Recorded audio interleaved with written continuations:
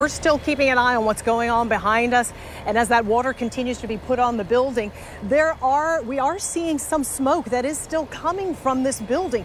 And many of you, as you were driving into work this morning, saw that smoke from as far away as JTB, could smell that smoke, and we're worried about the air quality. So you can imagine what residents around this area were worried about. Very unhealthy. At one point, the air quality was rated. News4JAX Tarek Miner standing by in the studio to talk about this air quality. But Tarek, the city, they didn't issue any kind of air quality alert. They did not and didn't feel as if they needed to. According to the real-time air quality index, though, the air was rated very unhealthy. And what that means is that it poses a threat to children, adults, and people with respiratory diseases like asthma. But according to city leaders, that unhealthy smoke from the fire dissipated quickly, and according to them, didn't warrant an official health advisory for smoke.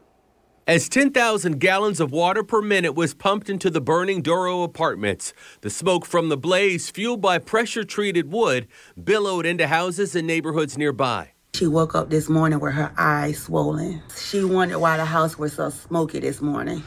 Michelle Wicker, who lives just blocks away from the fire, is talking about her daughter, who has respiratory illness. She says with the fire still burning when the sun came up, she kept her daughter home from school.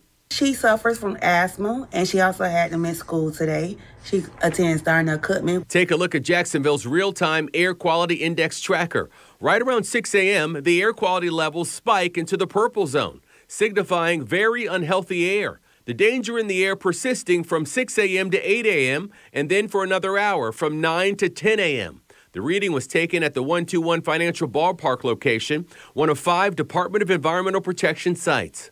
The concern is the level at which the pollution has reached. I have never seen air quality reach the purple category. News4JAX meteorologist Mark Collins says at the height of the Doro fire this morning, fine particulate matter was being emitted into the air, which can be harmful to humans that ingest it just by breathing it in.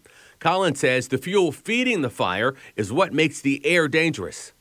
The type of materials that are combustible have formaldehyde, they're pressure-treated woods, there's a lot of fuels around for the construction process. So all that is getting mixed into the fire and into the air. News4JAX asked Mayor Donna Deegan this afternoon about the potential dangers of the very unhealthy air.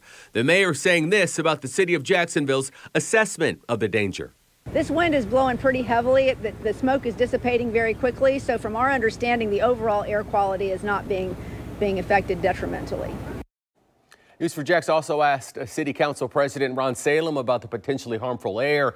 He told us he is recommending consultation from an expert during a private meeting with managers. But because of the winds this morning, city leaders felt that the harmful air was being dispersed and an additional advisory was not necessary. At last check, just right now, the air quality is rated as good.